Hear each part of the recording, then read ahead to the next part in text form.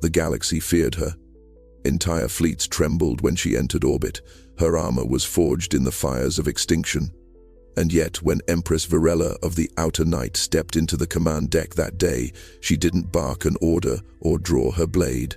She simply froze. Because her daughter was laughing, and the man who made it happen wasn't one of her warriors. He was a janitor, a human. And he was smiling too. Before we dive in, let us know where you're watching from: planet, city, or quadrant. And if stories like this one stir something in you, hope, grief, maybe the idea that softness can change empires, hit that subscribe button. Because tomorrow's story might just change how you see power, family, and what truly deserves to be remembered. The command deck of the dreadnought Veilborn Sovereign wasn't built to hold laughter. Its walls were carved from dark steel quarried from dead moons, its ceilings webbed with fiber-light veins that pulsed like arteries. Every angle was designed for power projection, fear calibration, obedience enforcement. Even silence here was not silence. It was curated tension. Orders lived in that silence. Executions followed it. No one laughed here. Not ever, which is why, when a high-pitched giggle echoed near the subdeck chamber, just as Empress Virella entered for her morning tribunal briefing, the air itself seemed to recoil. No alarms blared, no explosions. Just a single, unrestrained burst of joy, the kind that could only come from a child too young to know better. And that, perhaps, is why it struck harder than any torpedo. Virella halted mid-stride, her cape stuttering in its own gravitational field. The deck crew froze at their terminals, fingers hovering above crystalline interfaces.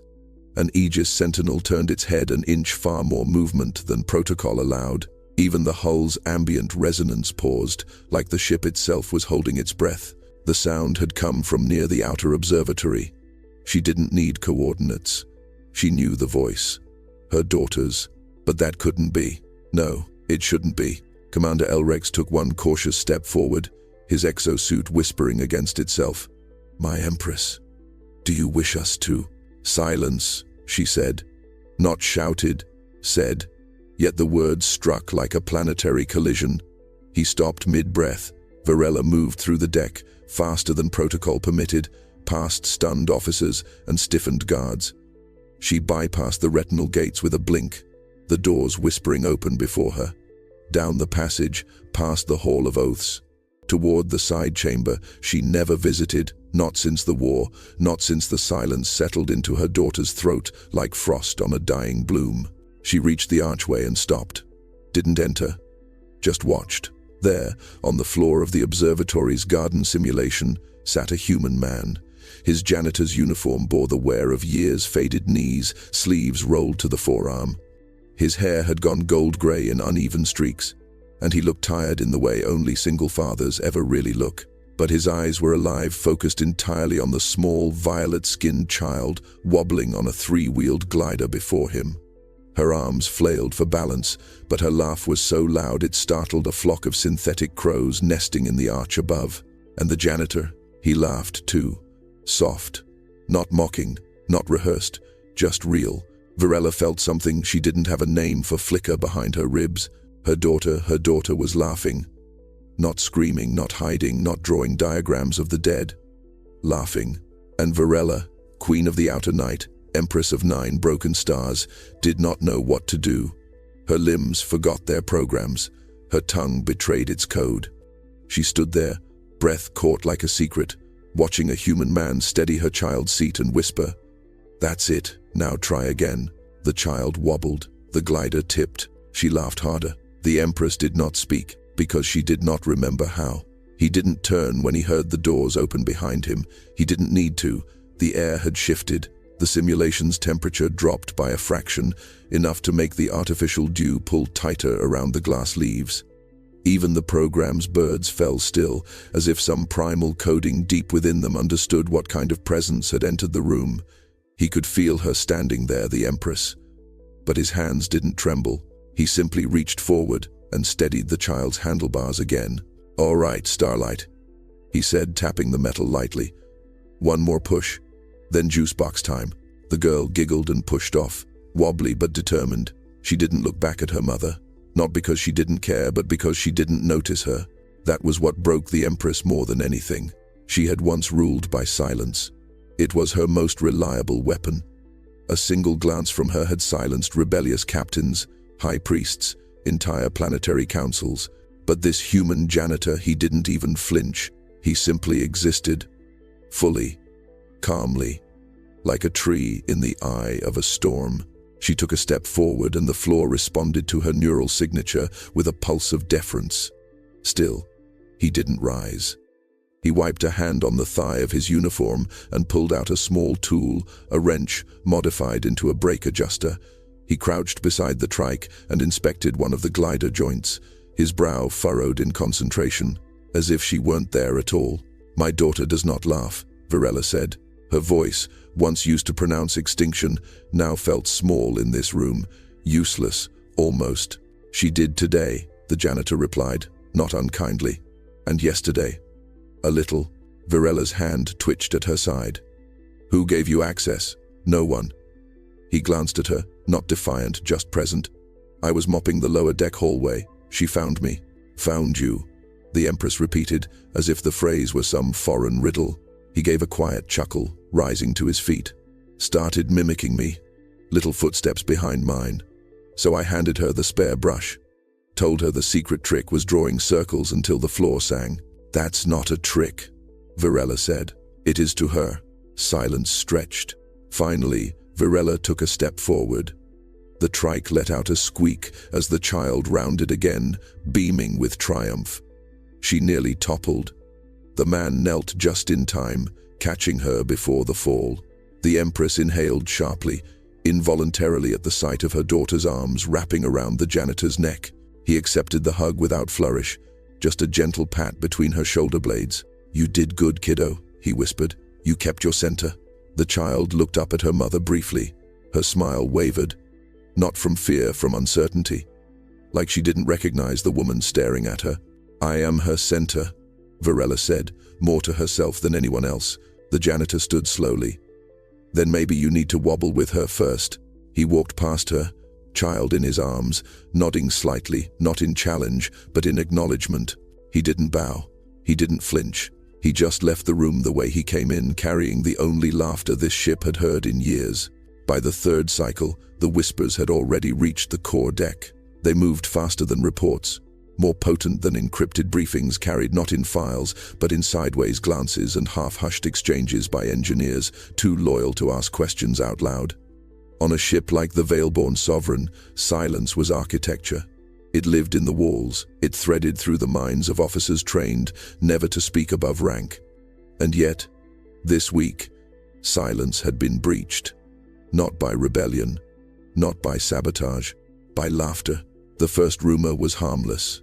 A joke, maybe, that the Empress's daughter had been heard laughing in the observatory, a sound so unfamiliar that several droids had flagged it as a sonic anomaly.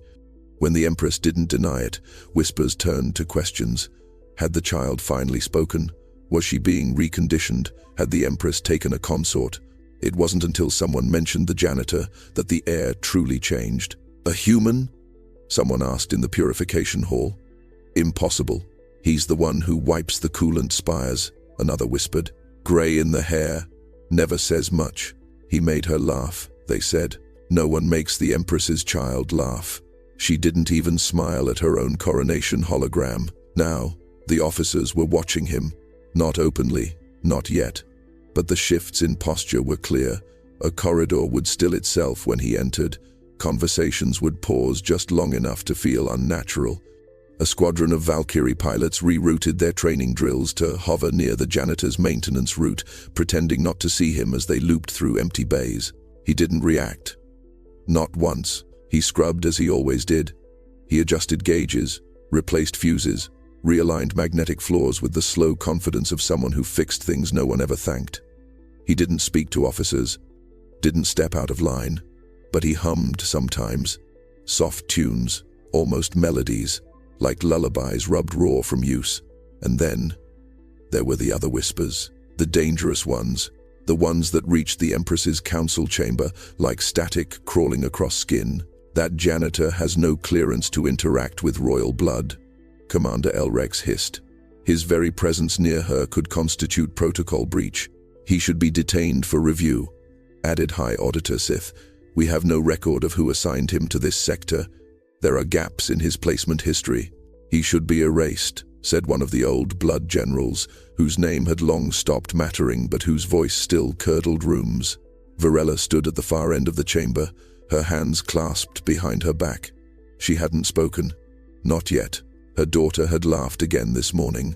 A wheezy, snort-filled laugh when the janitor made a bad impression of a Harkle beast slipping on plasma ice. The council waited. Your Majesty? Elrex prompted again. She turned her head slowly, just enough to meet their eyes. Find out who he is, she said, and leave the child out of your sentences. Then she left the room without waiting for consent, and somewhere deep in the lower decks, a man who didn't flinch mopped a hallway glowing with new footprints, tiny ones that trailed after his. The last time the child had made a sound louder than a whisper was the night her twin died. It had been during the siege of Morellis 9, the war no one discussed anymore, the one that painted the Empress's armor black, a war that took her consort, her second son, and half her soul. The twins had been born during a ceasefire, a moment of silence mistaken for peace. They had cried at the same time, in opposite octaves, like they already understood that their lives would be spent on either end of a spectrum, one soft, one sharp. When the boy died, torn apart in a last-ditch detonation that scorched part of the Empress's own fleet, the girl didn't scream. She didn't speak. She didn't sleep. She just stopped.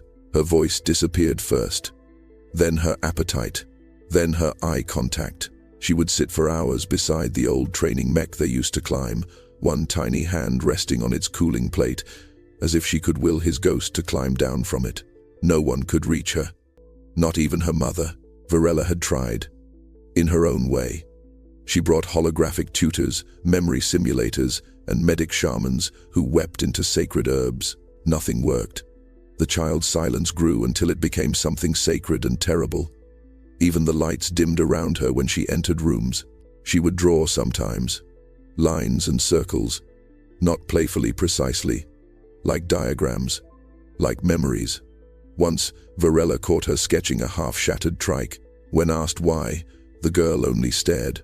The same trike now sat repaired, rolling across the observatory floor with a trail of giggles clinging to its wheels.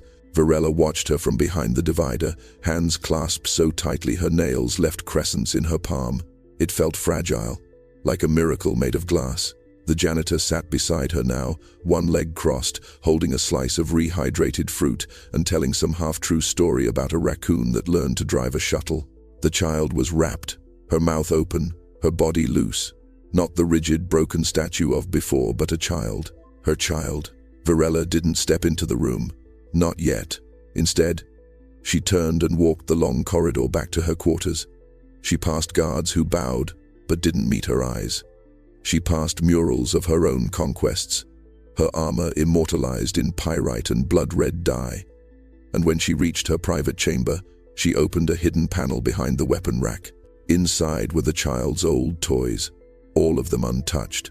A doll with half its limbs melted, a puzzle box that no longer clicked open, a worn-down blanket she had wrapped around both twins during the evacuation from the inner moons. Saturday, alone.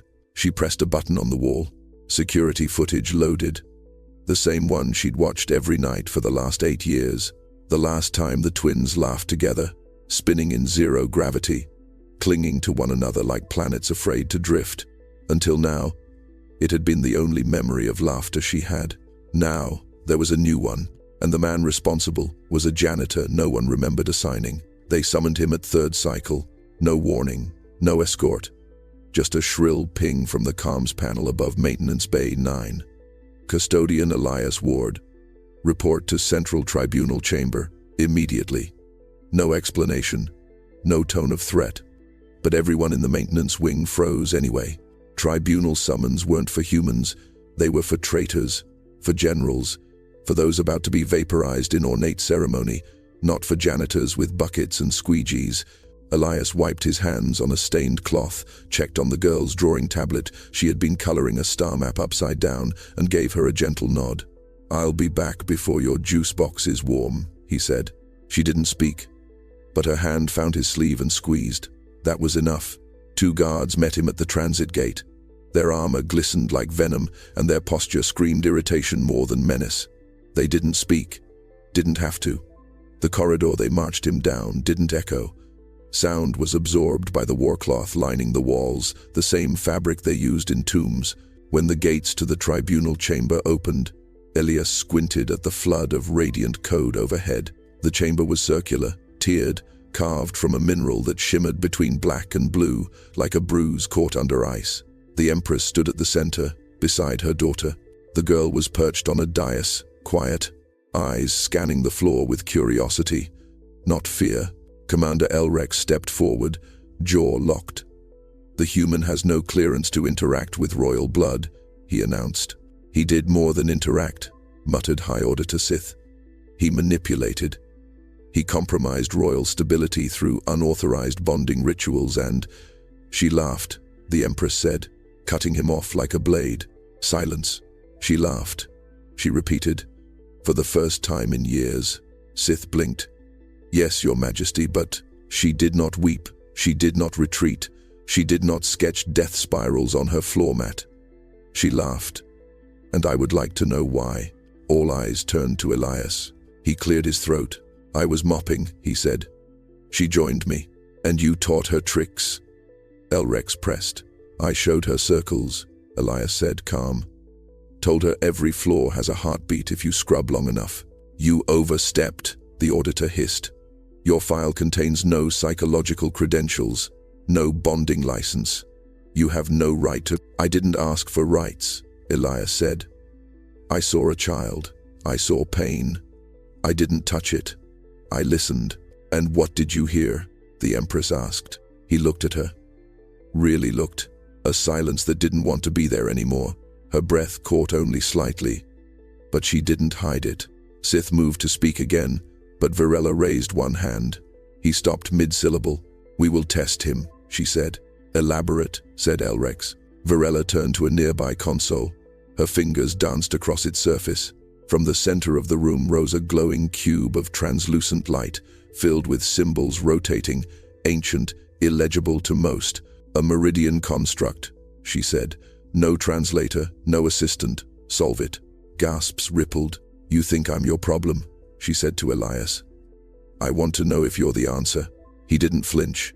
He just looked at the cube and whispered something no one had heard in generations. The symbols began to shift. The cube pulsed in the center of the chamber like a heart caught between beats. Rotating glyphs shimmered with layers no one else could see. The tribunal watched with suspicion barely concealed behind ceremonial posture. Only the child leaned forward, eyes wide, legs swinging off the edge of the Empress's dais, as if she recognized something in the way Elias stood quiet, hands clasped, eyes soft. But Elias wasn't looking at the cube anymore. Not exactly. He was somewhere else. In a memory. Back on Earth, before he ever boarded a starship or wiped plasma soot from walls, before his fingers were stained with coolant and cleaner and grief. Back when he was just a father to a girl with wild curls and a laugh that always escaped too fast for her lungs. They used to play a game. How many colors can you find in a puddle? Rainwater after storms. Gasoline spills near repair shops. She'd point out swirls like they were galaxies. She always said, "Even the dirtiest things want to be beautiful." And then came the hospital, the quiet days. The long ones. The ones where monitors beeped like someone trying to whisper Morse code to God.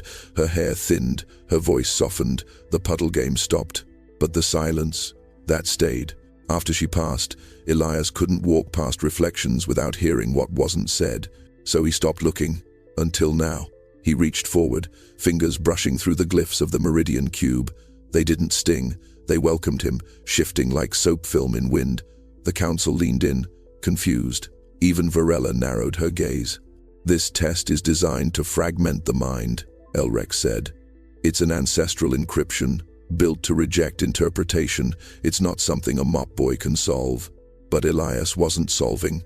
He was remembering. Each symbol mirrored the arcs his daughter used to draw in condensation on shuttle windows.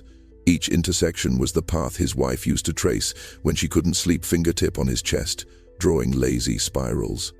The cube wasn't complex, it was intimate, and suddenly, it cracked, softly, like a shell giving way to light. A breath caught in the chamber.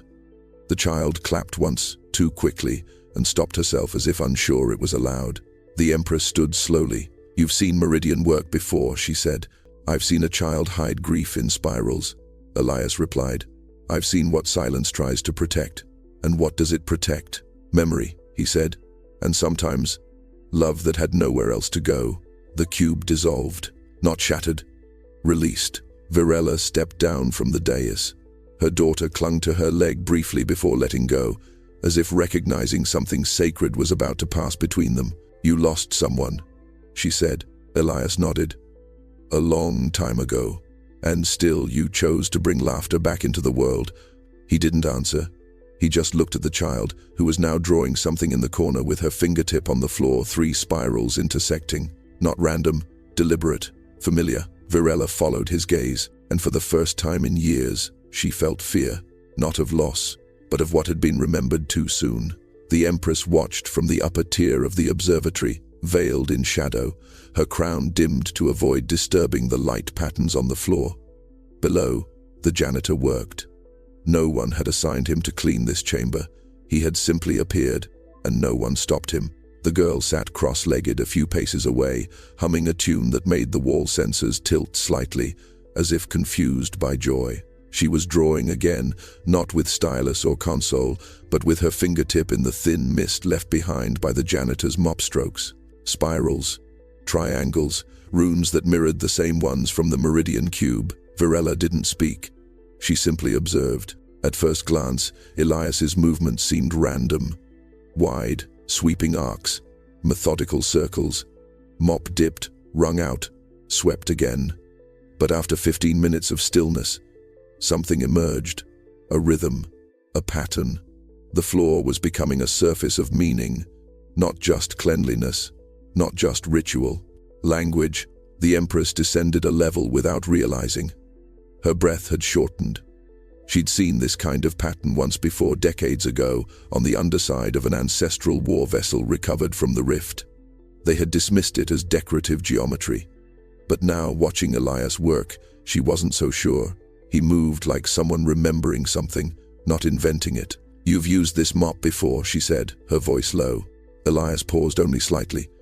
"Many floors, same mop." "No, I mean this. Method, this cadence. It isn't improvised." He glanced up. "Neither is mourning." Her eyes tightened. "You mourn with geometry?" He wrung out the mop and resumed. "Everyone mourns in their own language. This one just doesn't need words." She stepped closer. Now she could see it fully. The floor beneath him was etched in drying water trails, forming a large mandala whose center aligned precisely with the girl's seated form. She didn't flinch, didn't look up. She was drawing within the space he cleared, her fingertip becoming the stylus of memory. Elias wasn't instructing her. She was following naturally, and the pattern they were creating together was ancient, a Meridian memory wheel. A ritual once used to encode unspeakable losses into a format time couldn't erode. "How do you know this?" Virella asked again, softer this time. "I don't," Elias said. "Not the way you mean. I know what grief looks like when it circles too long. I know what happens when it's left with nowhere to go. So I give it somewhere." "You're teaching her Meridian rites." "No," he said. "She's remembering them." The Empress took another step. Close now. Her armor hummed with restraint. "My daughter never knew the Meridian rites. They were erased before she was born." Elias finally looked up at her. The light caught the scar above his brow, faint but deep, like something that had taken years to stop bleeding. "Memory," he said, "doesn't always ask permission." The child reached the edge of the mandala and drew 3 short slashes, one broken, one whole, one crossed with a curve, the same symbol from the cube, the same one Virella's mother had sworn to forget. The air in the observatory thickened, and for the first time since the siege, the Empress felt something dangerous stirring beneath her calm. Legacy, and it had come through mop water. She came to him in silence. No guards, no protocol, no crown, just a mother cloaked in dusk-hued robes, armor shed, shadows trailing her bare feet like old regrets. The door to maintenance quarters 3 hadn't been locked. The janitor's living space was utilitarian: a cot, a food rehydrator, 2 changes of uniform, and a framed drawing of a stick figure with star hair labeled "Dad" in a child's unsure handwriting. Elias didn't rise when she entered. He didn't offer tea, didn't bow. He simply moved a crate aside so she could sit. If she wanted, she did. Not immediately, but eventually. The hum of the ship's core pulses filtered through the walls like a heartbeat trying not to be noticed. The silence wasn't tense. It was old, familiar, like something that had waited too long to be spoken and had learned to live without expectation. "I watched the footage," she said at last. He nodded once. "She draws like them. She remembers like them." Virella stared at the opposite wall, where a tiny fabric banner, no doubt scavenged from an old console, had been thumbtacked above his cot. It read, "Keep the floor honest." She frowned. "Is that some kind of earth saying?" Elias gave the smallest smile. "Just something my daughter used to say when I mopped the kitchen. If it was clean, it couldn't lie." The Empress closed her eyes. "For just a moment, when my son died," she said, "I broke my own crown." He looked over. She wasn't speaking metaphorically. There was a small scar along her scalp line, faint but surgical. "Split it along the fault line of my rage, had it reforged with obsidian from his funeral moon. They said it made me look stronger. I think it made me smaller." She reached into the folds of her robe and removed something wrapped in dark velvet. She placed it between them, a crown, but not the one she wore in court. This one was ancient, smaller, its edges soft with age. The crystal nodes at its base hummed softly, a tone only heard when touched by royal blood. "This belonged to the first of us," she whispered, "before the war, before the conquest, when our people still believed memory was something sacred, not a threat." Elias didn't touch it. He didn't even lean toward it. He just waited. Virella unwrapped the last of the velvet and exposed the inner rim carved, not with her family's crest, but with a set of 3 marks. One broken, one whole, one crossed. "Meridian," she said. "I asked scholars. They denied it. I asked the court recorders. They deleted the requests." She looked at him, eyes rimmed with something other than fire, something like sorrow. "I don't know how my daughter knows this. I don't know why you do, but I know I'm not ready to erase it again." Elias spoke softly. "Then don't." Silence again. And in it, something shifted. A burden neither of them had named slipped a little lower on their backs. Not gone, but shared. The child stirred in the next room, murmuring in her sleep. Virella stood, slowly, wrapping the crown again. "There's a council vote tomorrow," she said. "They'll want your expulsion. Some will ask for worse. I figured. I won't stop them yet," she said. "But I won't vote with them either." She turned at the door. "I'm tired of being the only one who remembers what mercy used to feel like." Then she was gone, and Elias sat alone, still not touching the crown. The attack came without warning. A burst through the 3rd ring of the outer perimeter, a silent ripple that fried 2 defense satellites and breached the stealth net in less than 6 seconds. No transmission, no warning, just light and heat, and the sickening realization that something ancient and hostile had found the Veil-born sovereign. Alarms screamed across the dreadnought. The command deck flooded with officers and weapons-grade AIs booting into war protocols. And in the center of it all stood Empress Virella, already armoring herself, voice cutting through chaos like frost through flame. "Shields up, tether our fleet, ready fire arrays 2 through 5. No retaliatory strike unless I give the command." The ship's intelligence core tried to override her with automatic countermeasures. She overrode it. "Where is my daughter?" she snapped. Silence. Then, "She's with the janitor. Section 4. C. A beat. Then 2. Secure them." Elrex barked. "No," Virella said too fast. The command deck turned toward her. "They stay where they are. Lock down every entry point except theirs. If this is a test of our memory, I want them at the heart of it." The fleet outside shimmered into view, now a formation not seen in over a century. Not pirates, not rebels, archivists, a lost sect of Meridian origin, believed extinct, and for good reason. They did not attack unless provoked, but when they did, they erased. Cleanly, Entire star systems reduced to sterile rings of ash. They hailed, not in language. In symbol, 3 marks. One broken, one whole, one crossed with a curve. The same marks Elias had mopped into the floor, the same ones her daughter drew in condensation, the same ones Virella had hidden beneath velvet. "What do they want?" Elrex whispered. Virella didn't answer. Instead, she opened the bridge comms to Section 4C. A small monitor blinked to life. And there they were. Elias was sitting on the floor with her daughter curled beside him, both of them tracing spirals in spilled juice. He looked up, only faintly startled. "We have visitors," Virella said. "Yeah," Elias replied, calm as ever. "I heard. Do you know what they want?" He looked at the screen for a long time, then down at the girl. "She laughed again today," he said. It echoed. The Empress inhaled slowly. He turned back to the screen. "They heard it, Virella.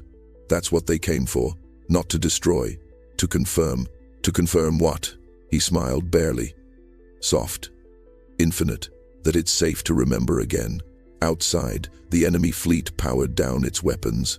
Inside, the girl let out a shriek of joy, tripped over her own feet, and collapsed into Elias's lap with laughter so loud the ship's AI miscategorized it as a pressure anomaly. The symbols on the enemy ships shimmered once more, then pulsed in response. 3 marks. Then one new one beneath them, whole again. The fleet turned and vanished. Just like that, the danger passed. The dreadnought exhaled. The council, when they convened that night, had nothing left to debate, because for the first time in memory, a fleet had been spared not by firepower or strategy, but by a child's laugh. The next morning, the halls of the Veil-born sovereign felt different. Not quieter, the silence had always lived here, but less afraid, less forced. The kind of quiet that came after grief had somewhere to go. The kind that left space for something else to grow in its wake. Elias walked the central corridor with a mop in one hand and the Empress's daughter skipping beside him. She wasn't drawing spirals today. She didn't need to. Today, she just skipped, hummed, stumbled, laughed. They passed 3 officers. Not one of them sneered. Not one of them looked away. One nodded. By the time they reached the grand atrium, the janitor was already sweating lightly from his work. The floor wasn't dirty. Not really. But the ritual mattered, and she understood that now. She waited at the edge of the corridor as he wrung out the mop, then leaned it gently against the wall. He turned and froze, because standing there, where the sunlights from the solar shield cast golden bars through the window, was Empress Virella. Not armored, not cloaked in darkness, just present, and in her hands, the crown. Not the one of conquest, not the jagged black war-forged thing the galaxy feared. The other one, the crown she had brought to his quarters, the crown that hummed when memory stirred too loud to be buried. "I'm not here to make a speech," she said quietly. He nodded. "I'm not here to offer you a rank." He smiled, faintly. "And I'm not here to thank you." He raised an eyebrow. "Because what you did," she continued, looking down at her daughter, who was now twirling beside a reflection on the floor, "wasn't for me. It wasn't for the fleet. It wasn't even for her." She looked up. Her voice dropped into something almost reverent. "It was for something bigger than all of us. Something older." He didn't answer. He didn't have to. She extended the crown. He shook his head. "I clean," he said. "I don't rule." Virella tilted her head. "Then keep it, not as a symbol of rule, but of memory." He reached out slowly, not to take the crown, but to hold it for a moment. And in that moment, the crystals pulsed gently, matching the rhythm of the child's skipping feet. Then he set it down beside the mop, deliberately, like it belonged there. The Empress watched him do it. And she did not protest. Behind them, several of the child's spiral drawings had begun to dry on the floor, only partially formed now. But their meaning was clear. This ship, once a grave of silence, was becoming a cradle of memory. The Empress knelt not to him, not fully but beside her daughter, who ran to her with arms wide and laughter bubbling out of her throat like light after years of shadow. They embraced, and for the first time in a decade, Virella wept, not from loss, but from return. Elias gathered his tools, slung the bucket, checked the edge of the squeegee. When he passed the crown again, he didn't even look down. He knew what it was. But more importantly, he knew what it wasn't. He paused at the threshold of the atrium, turned back. The floor still a little wet. He said softly. Virella looked up, eyes shimmering. "Then we'll step carefully," she said, and he walked out the same way he always did, workmanlike, quiet, with a mop that had remembered more truth than most crowns ever could. And behind him, in the center of the galaxy's greatest warship, a child laughed again.